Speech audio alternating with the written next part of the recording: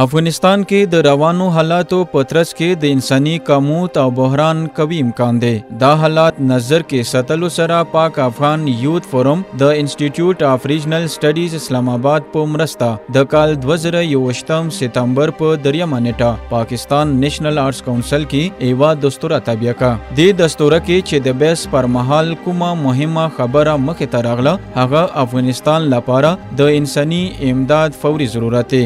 لہذا د افغانستان لپاره د فوري انساني مرستو او ریلیف پروګرام شروع کولو لپاره پاک افغان کوآپریشن فورم قائم کړی شو چې په قومي او بین الاقوامي NGOs مشتمل دی. دا فورم په دې غرض اساس کړی شو چې د پاکستان نه هر رقم امداد زر تر زره د افغانستان ضرورتمند خلکو ته ورسي. ډیرو خلکو تر دې دمه د دې فورم د لارې خپلو افغانانو وړونو سره د خدماتو او مرستو ژمنې کړې دي.